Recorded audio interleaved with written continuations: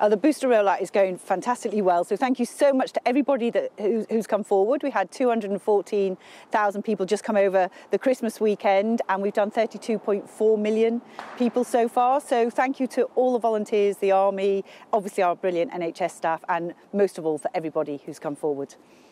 That's great news, but in the meantime, hospitalizations in London are up 70% in the past 7 days.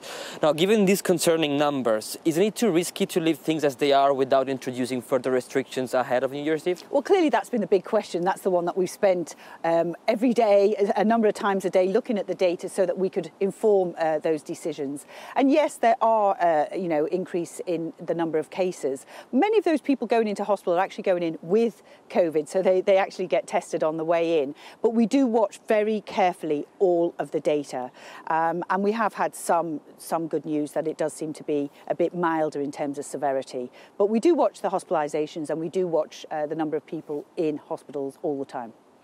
So what exactly is the government's advice on New Year celebrations? Should people exercise caution, or should they just go out and have big blowout parties ahead of possible restrictions in the new year? Well, we've always said act cautiously. Since this new variant came amongst us, and it is highly infectious, many people will know somebody who's caught this over the Christmas period. So do be cautious. Take a lateral flow test before you go out.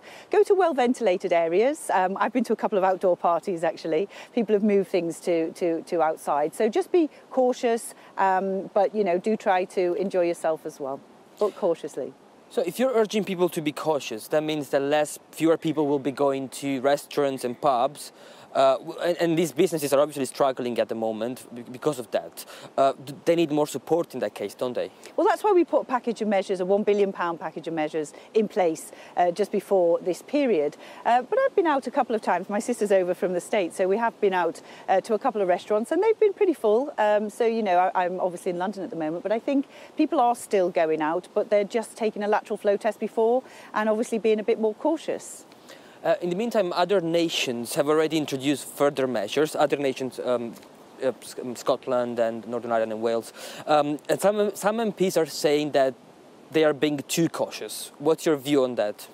Well, they have taken a different approach before. If you remember, on the 19th of July, when we unlocked all of our country, there was a slightly different approach taken in the devolved nations.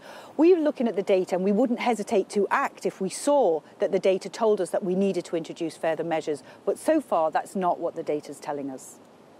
And in the US, isolation periods is being cut out to 5 days to curb the effect of Omicron on businesses and, to not stop the functioning of society.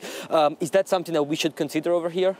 Well, we did consider that, which is why we very recently went from 10 days to 7 days. So today, if you test negative on day 6 and day 7, then your isolation period will end. So that's what we've done for now. And of course, we'll await, if JCVI want to give us further advice on that, then we'll await their advice.